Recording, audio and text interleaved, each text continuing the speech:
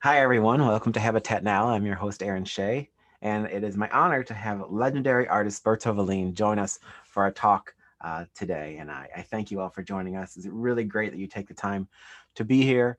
And I've got these Zooms booked all the way through the end of the year so far. So I'm hoping to see your faces more often as time goes by and as the world keeps changing and we figure out where we end up. But thank you again for joining us. Bertil, I wanted you to say hello to everybody. Give everybody a greeting so they can see which screen you're on. Hello, everybody. I can tell you it's 6 o'clock at night here in Sweden. It's really dark. This is an adventure for me. That's the first time I'm actually doing this. So please help me out. Yes, Bertil and I went through some training, and he was an expert right away. So I'm honored to have him, and it's great that we can all get together like this in the world from around the world. So I'm going to start the presentation and share my screen, and from there we will wrong button. We will have our presentation starting. Here we go. So welcome to Habitat Now. See if this works. Clickety click. So again, thank you, Bertil Vallien, for being here. The Glass Art Fair still continues. Intersect and SOFA Chicago opened and closed. It was a fun adventure. It was successful in a way of a digital art fair can be, and we're grateful to be part of it. But we're going to be continuing the Glass Art Fair throughout the month, adding more artists. Just added Bertil will be added and Jack Schmidt. So feel free to check back, and a few others are on their way. I'm going to start first with a Museum of Glass presentation showing a little bit about Bertil so we can get some background for those who may not know him or those who just love to hear about him like myself. So here we go.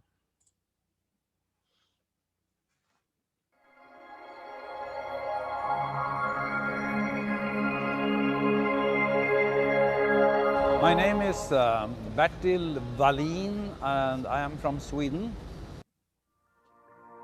I have had two professions within glass.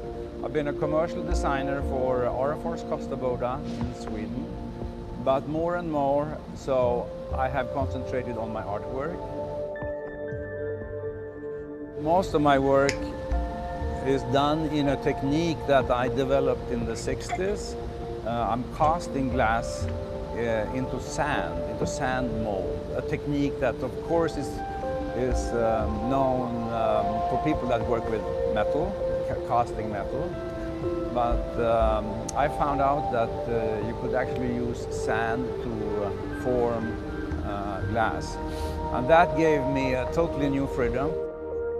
I like to work with my hands. I like to be involved, and when you work with glass on the blowpipe, there is a distance between your thoughts, your vision, and the material. But working with sand, I can actually use my hands and build the molds quietly and prepare everything before we do the casting.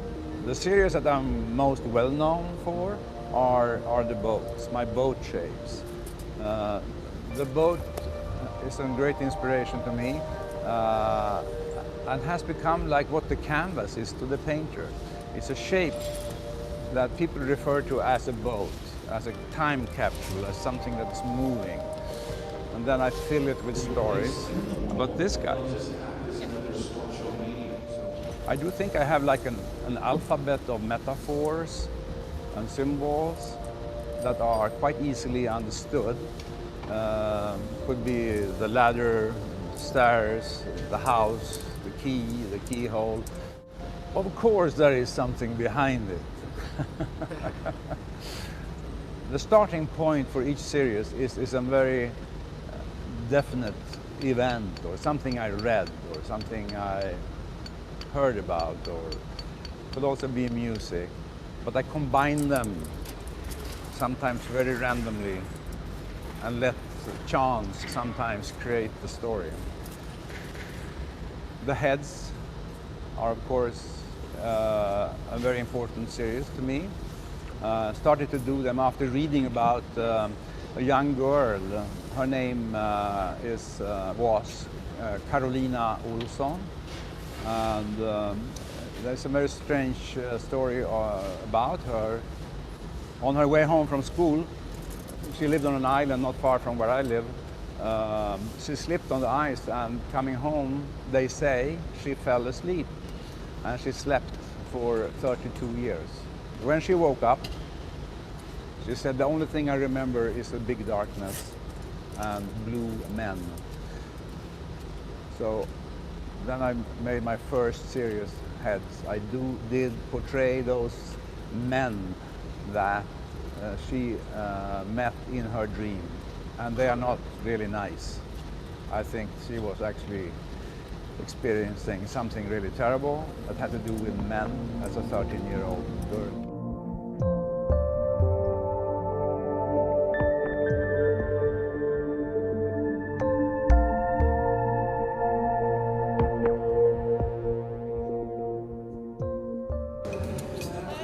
The figures turned out nice. Yes. We only have like 3 or 4 minutes.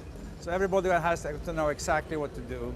3 people are gathering, 2 are snipping, 2 people are deciding and putting the inclusions in. It's gonna be very hectic, dramatic.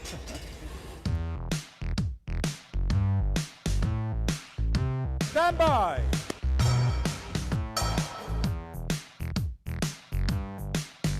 Move, move, move, move, move.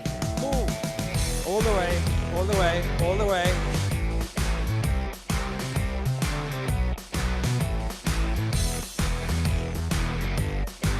No, wait.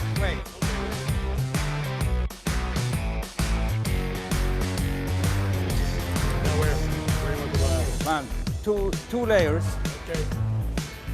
Okay, same thing, another thin layer. Another thin layer.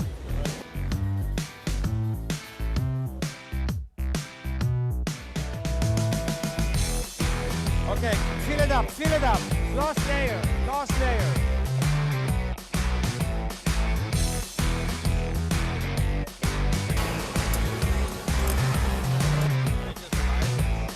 No, I did put it in the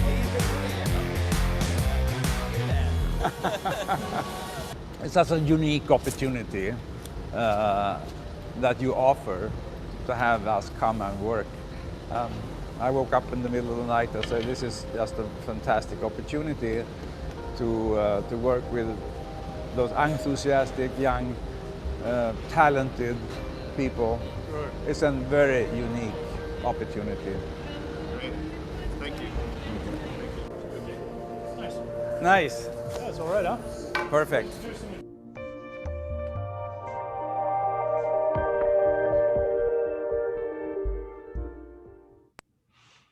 Got one more video to show of the passage piece that was produced a couple years ago, and it's a beautiful piece that we'll enjoy before the presentation starts. 2 minutes. 3 minutes.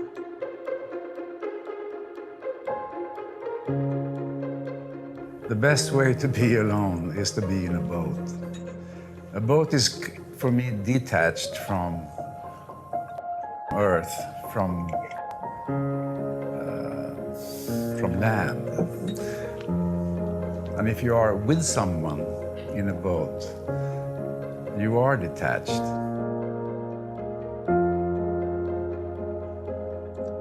The ship has become what the canvas is to a painter. It gives me possibilities to embed, to inglaze, to in-ice a story. And the boat is just a carrier. It's just a carrier of that story. I'm doing it as an installation. There's going to be like a totally inglazed cabinet, like a museum cabinet. Cabinet is going to be made by handcrafted, beautifully done in birch wood. The boat is going to hover, flying over, kind of a contemporary landscape made out of wrought iron.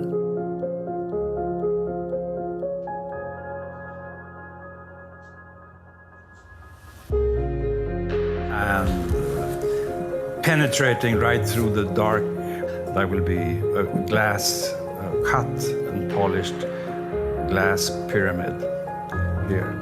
And the boat is loaded with fragments of history at the back of the boat, and the front will be totally clear, indicating the unknown future.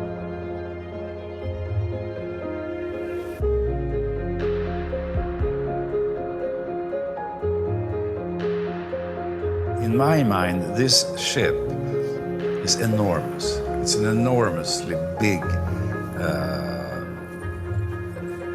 ship that is flying over where we are today.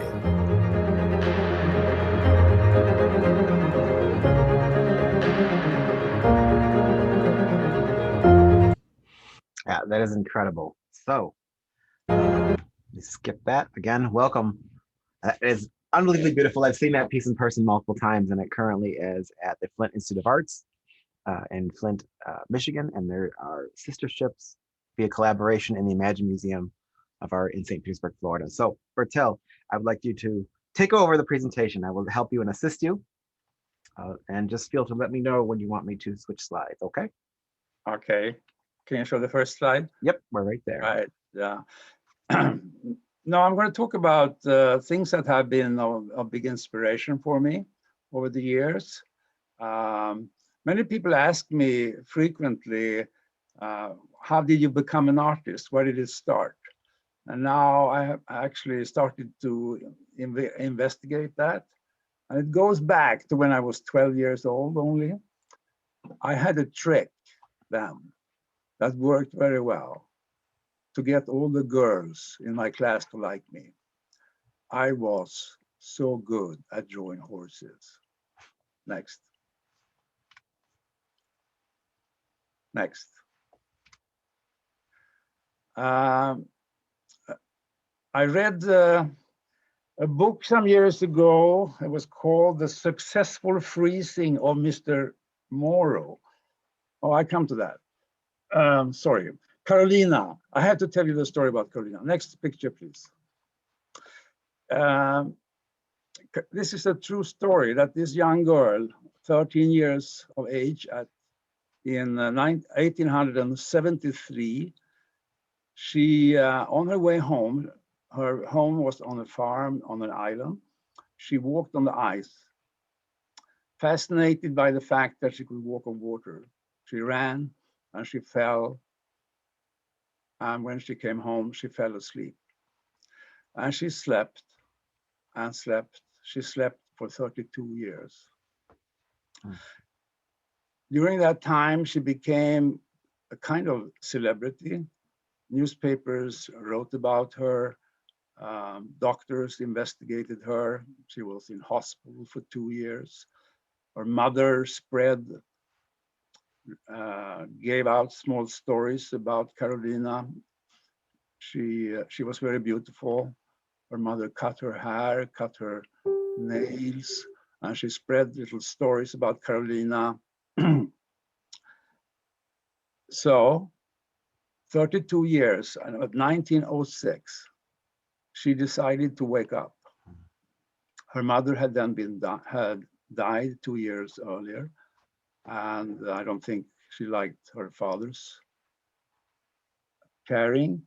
So she woke up in 1906. And then she became like a celebrity, you know, journalists and doctors came to see her and talk to her. The only thing she said was that the only thing I remember was a big darkness and blue man. Next. Next.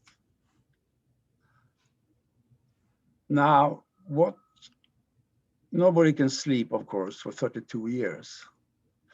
The housemaid gave out little glimpses and said that there was always something missing in the refrigerator, if they had a refrigerator those days. And the only feelings she actually showed during her big absence was when one of her brothers drowned in a fishing accident.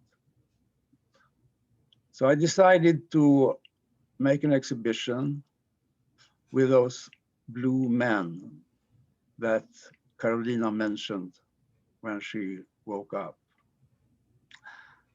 And after having investigating a little bit around her history, I think I'm right, that she was not at all hitting her head in the ice. She decided to leave life from 13 years of age until 46. And my interpretation was that she was actually abused as a child and decided to leave sleep. Next.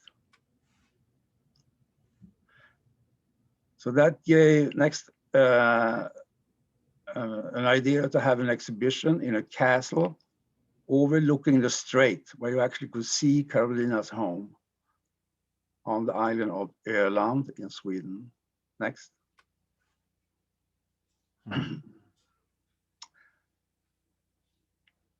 Now, I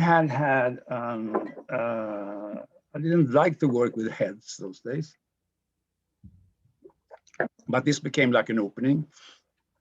So I gave ideas to making more and more heads. Next. And this is the show I'm talking about. So the viewer met 24 blue heads, and they are all kind of sad, aggressive, and not very nice. Next.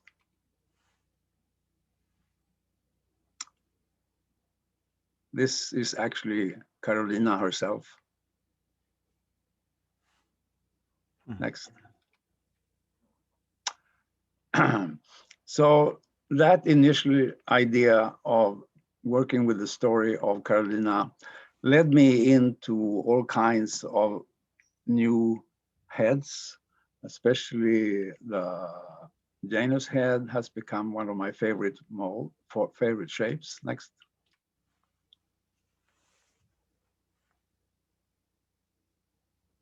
Next. Now, another story that has been a big inspiration for me after reading a book was called The Successful Freezing of Mr. Morrow. And Mr. Morrow, next. Mr. Morrow let himself be freezed into a block of ice. This happened in Portland, Oregon, 1923. And this picture is not fake. It's actually in the Museum of Modern Art in New York. That gave me an idea for a show. I was then showing a lot with Traver Gallery in Seattle. And the year of 2000, he asked his artists to make something new, something they haven't done before. So I picked up on this idea of making sarcophaguses inspired by this picture of Mr. Morrow. And those sarcophagus were about, wanting to prolong your life or to be someone different, to be someone else. Next. There is a company in the United States. This is an old price list where you actually can freeze your self in a more comfortable way. And as you can see, there are, there's a discount for, if you just can afford your head, you can do that, or your brain, and there is also a discount for family members. Next. So those sarcophaguses became an exhibition at Seattle, in Seattle at Traver Gallery. And of course, Mr. Morrow was in one of them. Next. I was also fascinated by a French-German poet and painter, Claude Cahun. She has been one of my favorite authors. And if you, next, please. Here she is. She took some really stunning photographs of herself.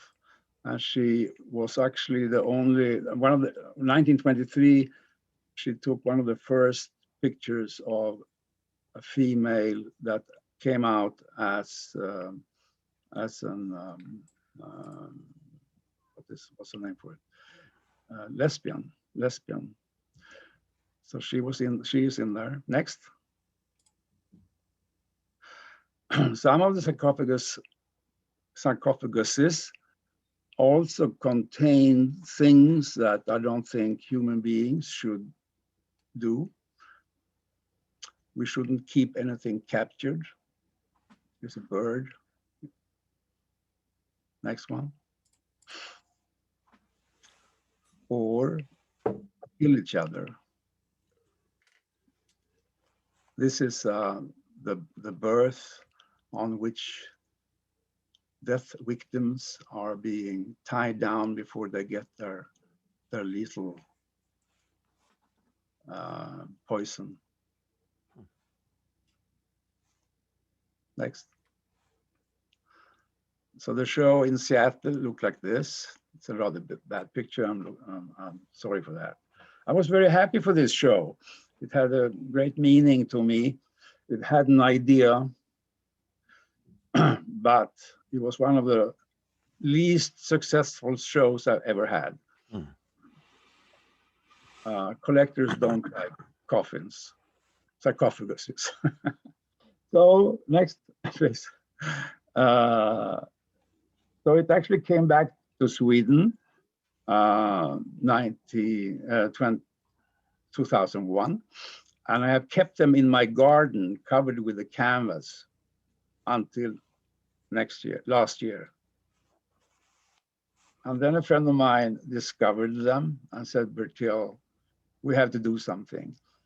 And he was very good with lighting, so he actually built in a light system inside each coffin or sarcophagus.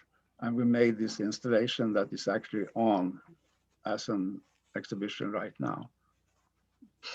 It indicates like a sacred place. There is a pendulum swinging above the center there. And you can walk around it and look inside the sarcophaguses. Next. Another inspiration that I miss a lot is my wife, Ulrika. She died almost 3 years ago. And talking about inspiration, she was from me, such a different personality. She always had different opinions on everything. It was such a wonderful thing to have someone to discuss with that was so critical and always totally honest, brutally honest. I miss Ulrika. Next.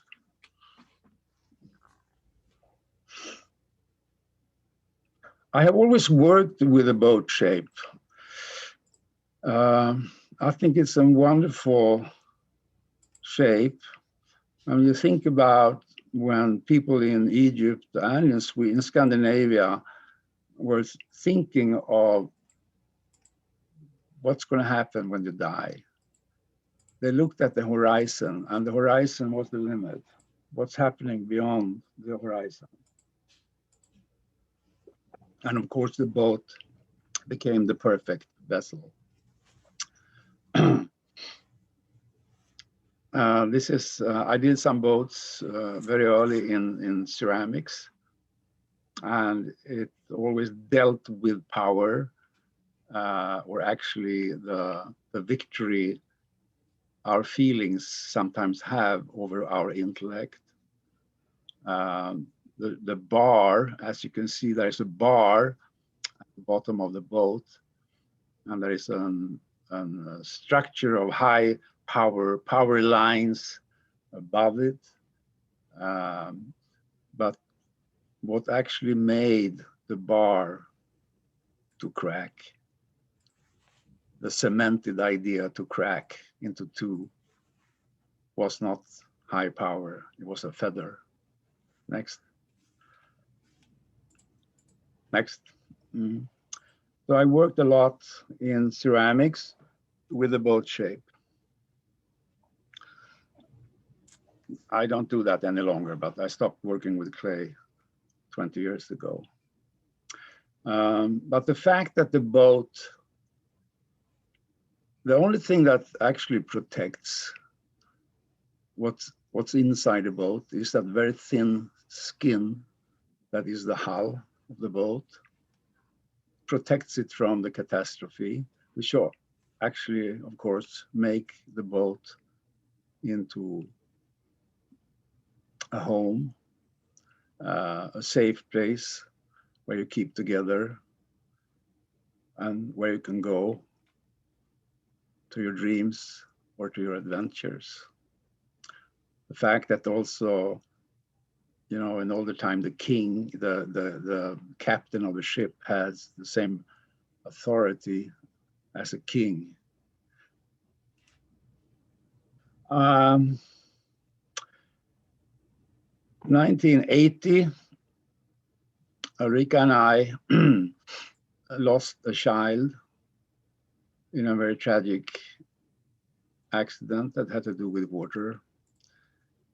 And then I started to do boats again in glass. I think the first glass boat I did in 1980. And it has become like my signum, and I love to work with them. I said before that they are like what the canvas is for a painter. It's so easy to tell a story in a boat because the container itself, the boat itself tells a story.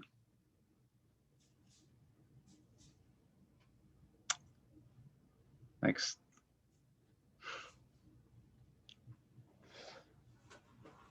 Next. Oh, you know, I'm famous.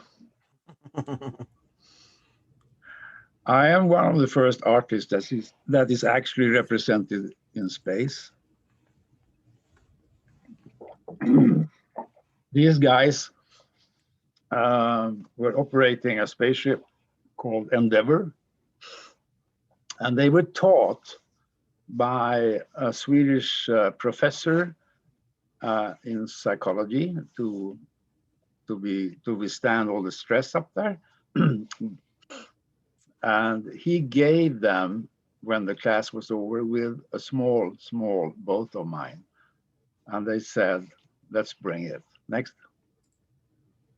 It actually went up there and has been circulating around our planet for years. I'm very proud of that. That's amazing. That's amazing. Yeah. Next. I got a really interesting task some years ago. I hadn't been showing for several reasons in the US for many years. But all of a sudden, Tom Hawk of Hawk Gallery called me and said, Bertil, we have to start again.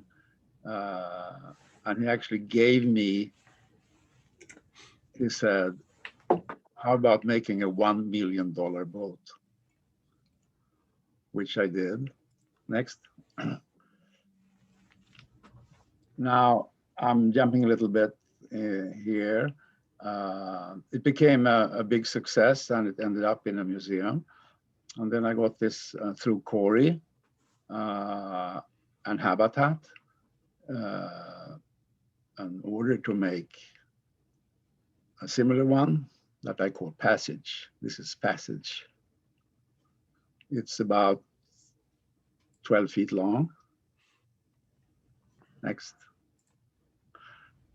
And I'll tell you a little bit about the process.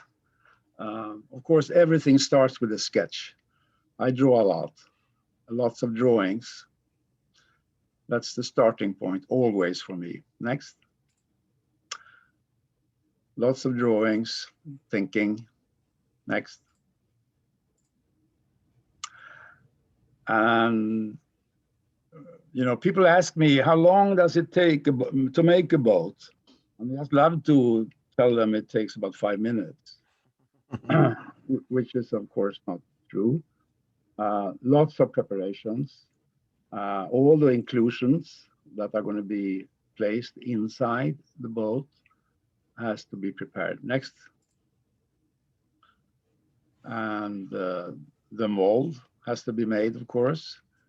I work in sand. We mix the sand with water and clay. Clay becomes kind of the glue that makes the sand stay together. So even if you make very light-handed imprints in the sand, it will stay and will not actually ruin the form, the mold, when the hot glass comes into it. Next. And all the inclusions has to be painted. And they are painted with a very special paint that withstands the very high temperatures and that we cast at 1200 centigrades. I don't know what that is in Fahrenheit, but it's hot. The highlight of my life are the casting periods. We always cast on a Friday at 11:30. And here I am together with one of my favorite co-workers at the factory when we are casting Passage. The inclusions, as you can see, we are working in layers, one layer after the other. A boat of the size of Passage is about, I think we have about 40 scoops of glass that goes into it. And in between each layer, I get the opportunity to place an inclusion. This is a shot of Passage and the captain of the Passage. The most boring part of my job is the annealing part, the wait. I just hate to wait. But a piece like this has to be in the annealer for at least 6 weeks. So I can't actually see how successful the casting was before we get it out of the annealer. I just have to tell you this funny story, or I think it's funny. I was invited for a show at the gallery on the 6th floor in New York. And of course, when we were gonna get it up to the gallery, we found out that the stairs were too steep and the elevator was too small. So we called a crane firm. And the crane operator said, no problems. The only problem is that we have to ask for the police to block Fifth Avenue for half an hour. And that's going to take 2 days. So, and of course, the opening was the next day. So we called another crane company with smaller letters in yellow pages. And they said, be there 6 o'clock in the morning, we'll fix it. And they came very early in the morning and got it up. Next. But New York is New York, so all of a sudden a local TV station came by and said, what's going on here? What are they doing? And now the crane guy was really getting nervous. So he unfolded his crane and disappeared, and I haven't heard him since. That boat ended up in the headquarters of Corning, headquarters in Corning.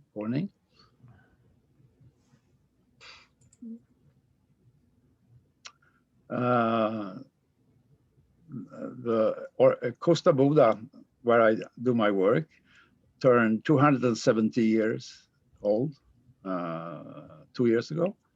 And the king came to celebrate this anniversary. And I asked him if he would like to help me make a casting, which he did. So here you can see me working with the King of Sweden. Next.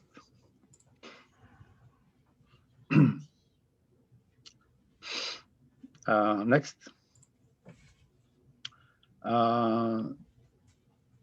America has been of great importance to me.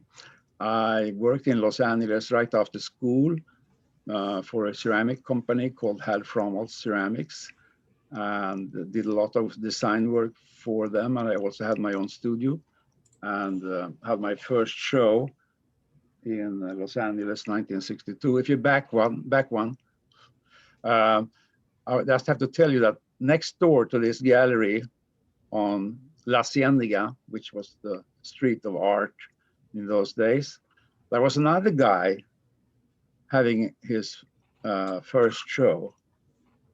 And we met on the street, and he was as nervous as I was. His name was Andy Warhol, 1962. So we started our career next door to each other in Los Angeles. Next.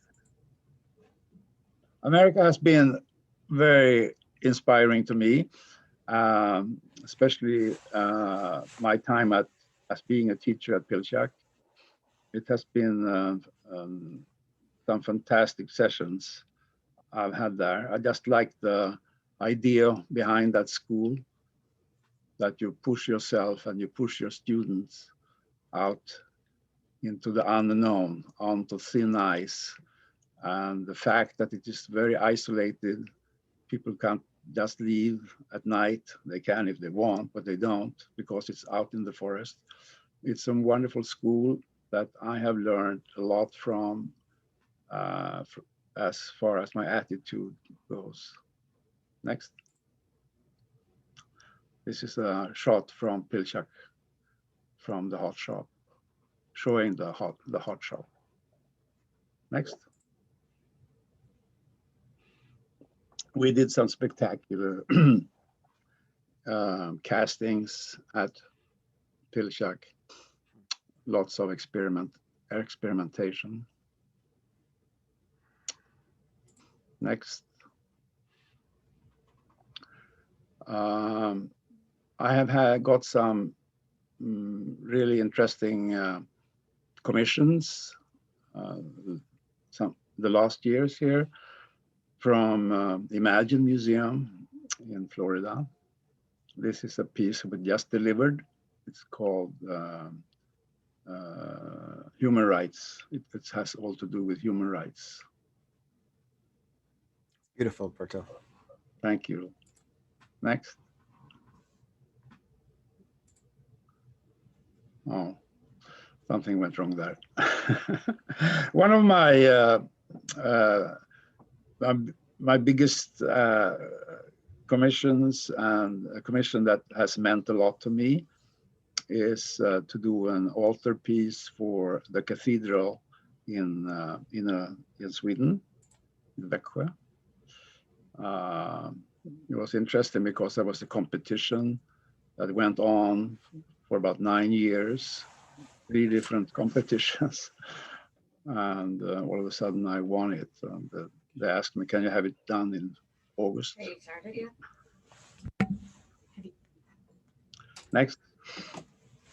It's all about, if you back up one, it's called From Light to Darkness.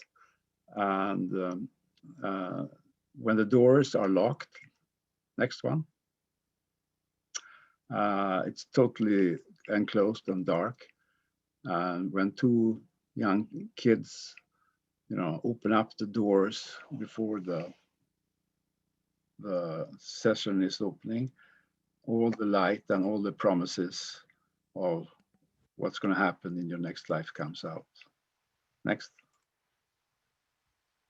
the apostles are inserted into the doors like that. And it has an interior light system, LED. Next.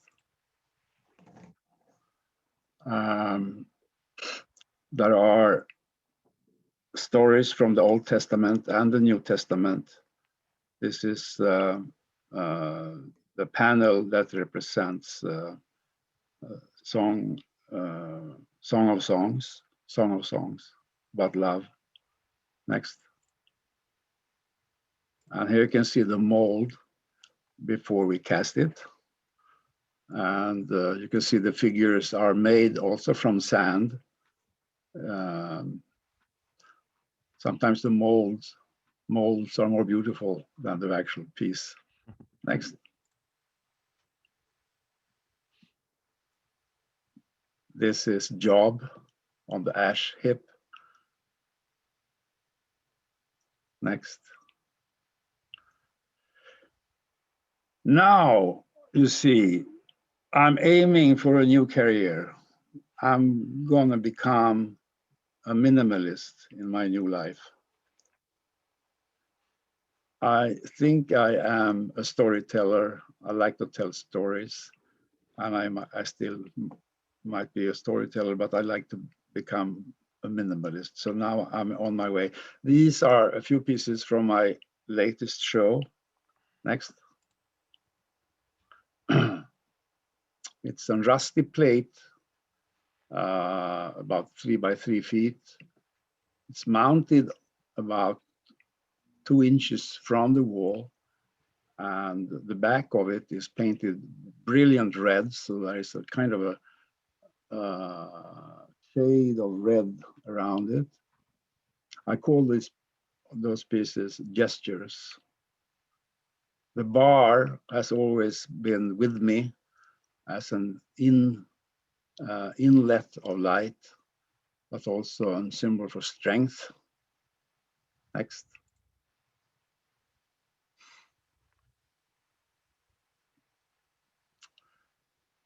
It's difficult to change style so dramatically as I have done with these pieces, but I just like to take new steps.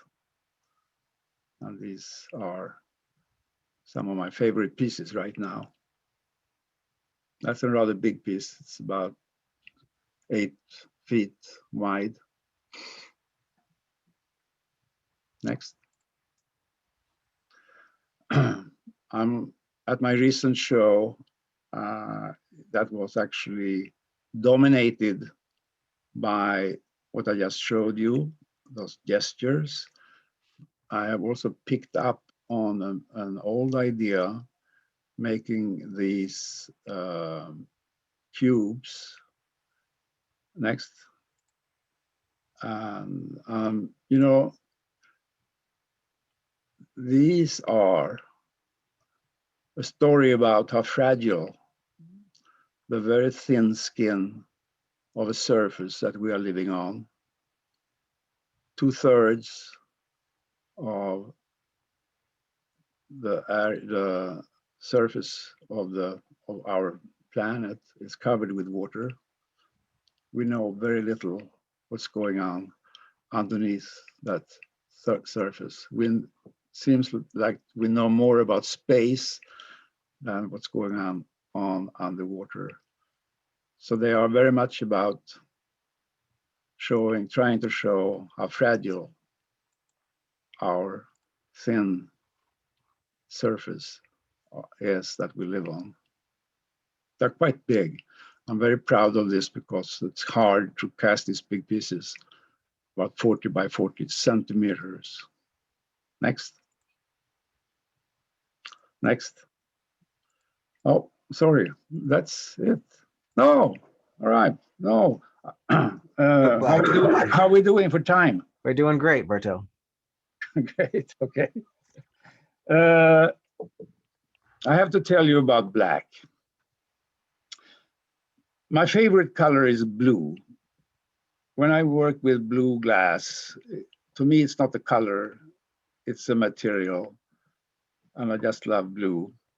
In order to make a beautiful blue color, next, I use 18 grams of cobalt oxide. It's a lethal chemical.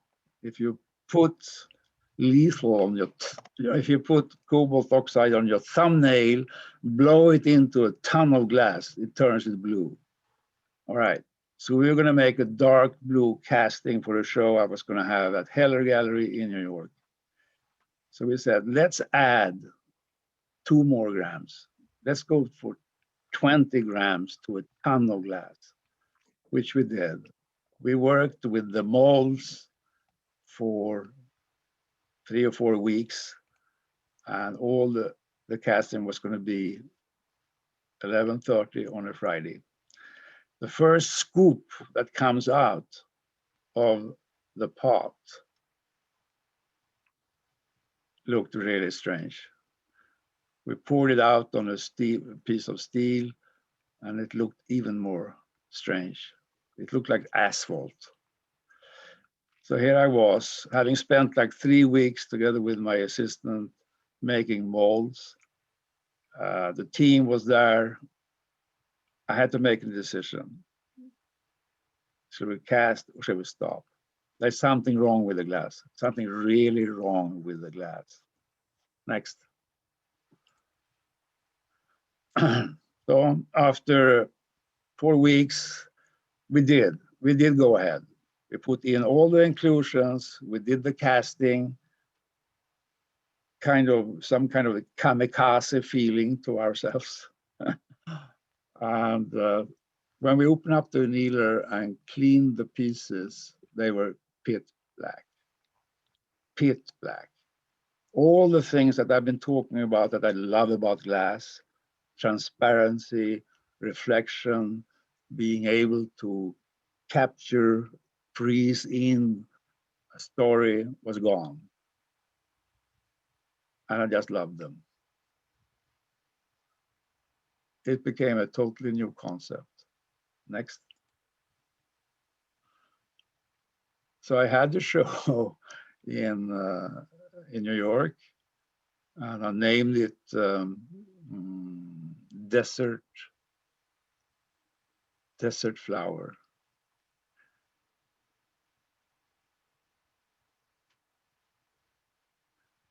Next. So all of a sudden, my fascination for the transparency of glass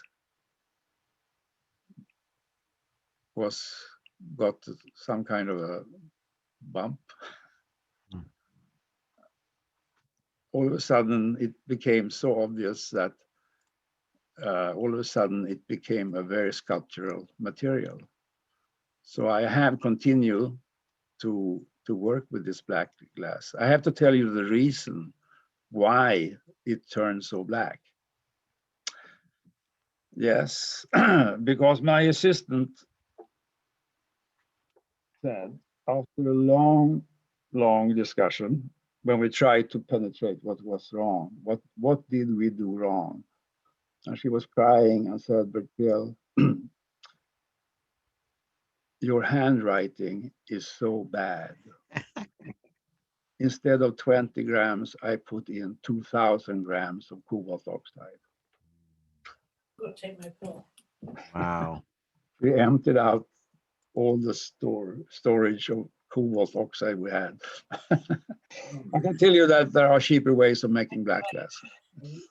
Wow. That is a great story.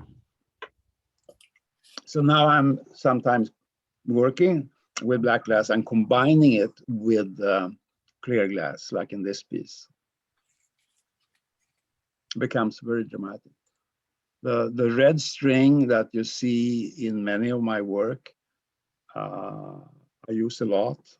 I like to use it because it's such a contrast to the massive glass that is so much ready, so to speak. So the red thread becomes like a nerve, or if there is a landscape, a way of communication, an antenna. Next.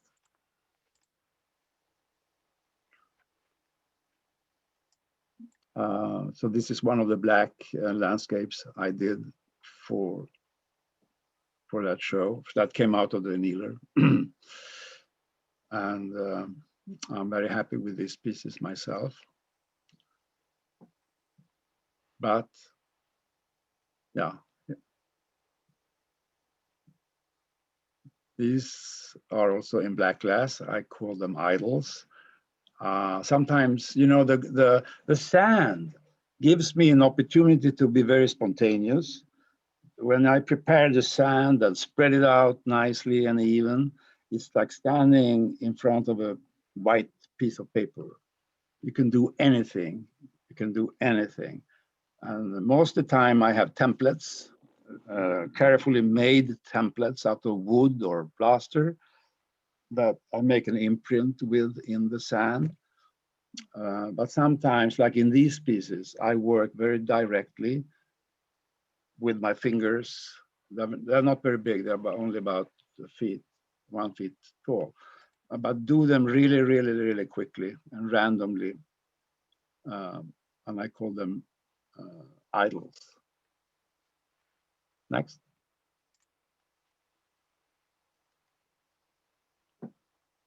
I draw a lot. Every summer, I lock myself into a small room. Are we in a hurry? No, sorry, I pressed the space bar by accident. Continue. Okay. So, and charcoal has become my favorite material. I have a son that loves nature. He is out in nature always, and he gave me for Christmas present charcoal that he had made himself. I just love that material. And as you can see, many of the themes I work with in glass, I also draw. Next.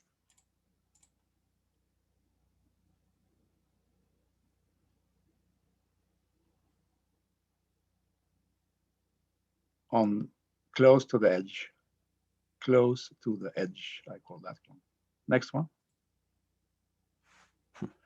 Oh, in order to fight my age, I exercise every day. And I take a dip in that dam. And one of my favorite things is to stand on my head. Taking a dip. I'm taking a dip every morning. Every morning I do that, even when it's ice. I have a chainsaw and cut the hole in the ice and have my morning dip. Without that dip, that it's not a new day, but I always feel so invigorated after the dip. I recommend it.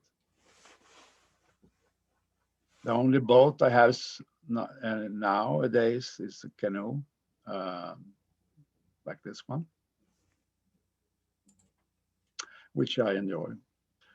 And this is where I'm sitting right now. You can see it's an old red house in Småland. And I have my wood workshop there, the sauna, my drawing studio. I always had this dream when I went to art school to have a studio where I could work with wood, welding, drawing, making models. And that's what I have right now. Very happy to live here. It's out in the forest, far away from any village, or actually it's a small village. But that's where I live. Next. Oh, talking about collectors, the Pope, the former Pope, is here starting his collection of Bertil Vallien. The Archbishop of Sweden is presenting him one of the small heads. I don't know if the collection has grown. I hope so. Next. Oh, You've seen this one? I see this one. Oh, how are we doing for time? We're good. We'll keep going. Getting close, but we're good.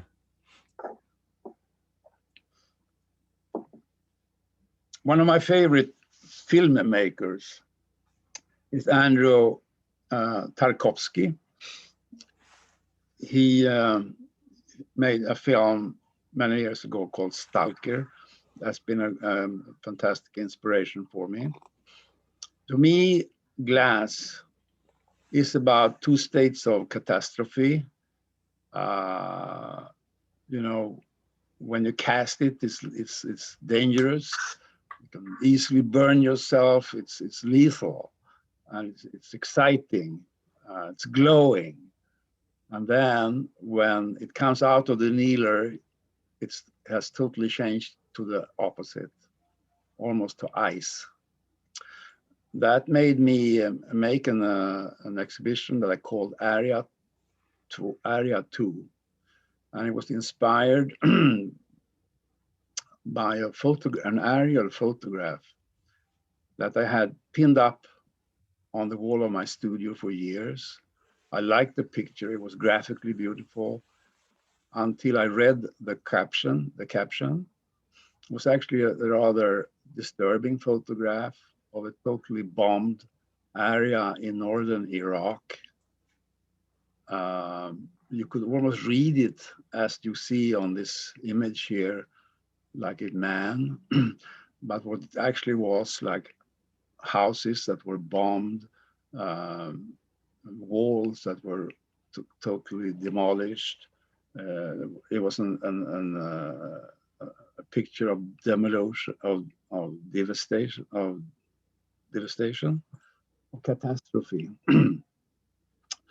So I made those maps.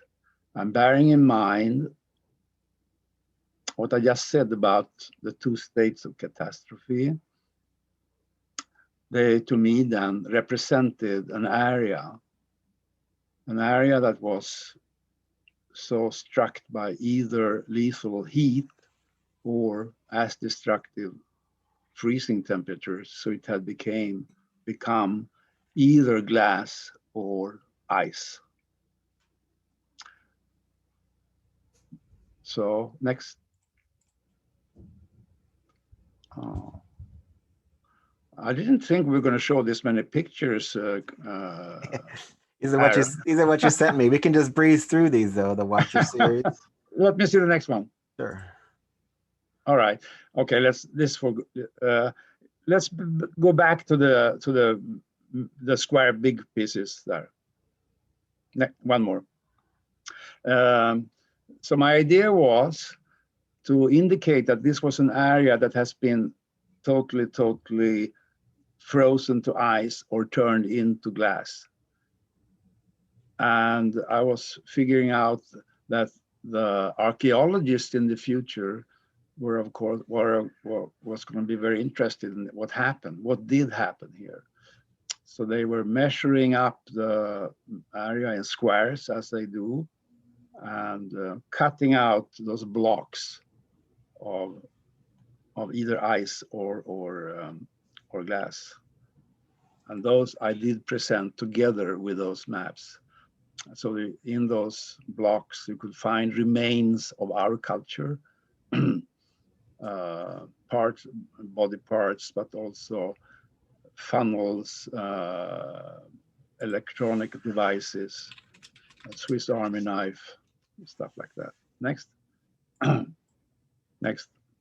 The ending of that, back one, ending of that exhibition were the Watchers. And in those days, they did represent the power that actually caused the catastrophe. They are about 10 feet high. Call them Watchers. Yeah. I got a question from somebody in the audience. The circle, and when you incorporate the visual of a circle in your work, what does the circle mean to you? Oh, it means our planet, Earth, most of the time. Life, gotcha. Well, I'm gonna ask a couple more questions, Bertil, but I want to do a little work for cleanup work for next week, and I appreciate the presentation. Everybody's enjoyed. We've had the highest turnout we've had so far for your presentation, so thank you again. Thank you. Next week we have legendary artist Steve Lynn joining us for a Habatat-Zoom talk, and I'm honored to have him, and we'll be exploring some new ideas and some new projects that Steve has been working on for a while. While I ask Bertil these questions that I'm getting, I will just show a couple of images of available work. Let me see if what else I have in my email. You mentioned, can you tell me a little bit more about the Watcher series? Like when you started working on the Watcher series? Yeah, they were the final part of the exhibition that I called Area 2, that I just described. And to me, they represent, at that point, they did represent the emperor, the king, the president that actually were in charge in order to blame more so for the catastrophe. That's how it started. And they get pretty tall. They're always cast always impressively tall. They're tall. They are taller than I am. What is that? 90? Yeah, some of them are very. I saw an impressive display at the Imagine Museum. They were. I don't know how many, but an impressive display, 20 or something on display in the Imagine Museum, and just they're looking down at you, and they're always so mysterious and impressive. So I wanted to mention that because I'm a big fan of that series, as well as the map series and the boats and the Janus heads that I've experienced. And I'm actually planning to, I haven't done them for years. I did those for Imagine Museum, but I have a planned casting in December. I'm going to do some dark blue watchers. I like to do them. They're fun to do also. Yeah, they are. I'm looking forward to that, and I'm obviously a big fan of your blue. And that was an interesting caveat you added about the 2,000 milligrams. I didn't hear that side of the story, so it's very fun to share. So I'll open up the floor now to anybody who wants to ask questions. I got a question about your commercial work. What do you think about your commercial work compared to your unique works? Is there some kind of relationship, or how do you approach each series? No, I really try very hard to divide my commercial work from my artwork. I really though like to be part of keeping a factory running and going. If I can design things that are mass produced. That's all you have to do is that. Hold on, I gotta meet somebody. Go ahead. Sorry, Bertil. That is very, very satisfying to be able to actually get the factory going and running. So the commercial work I like to do, I don't do so much of it any longer, but as I said, I do separate them very, very sharply, even though sometimes some of my experiences in casting can lead to something, to a commercial product. Gotcha. Thank you, Bertil. Anybody else have any questions for Bertil? Well, with that, I would like to thank you, Bertil, for this spectacular presentation. It's always amazing to hear from you.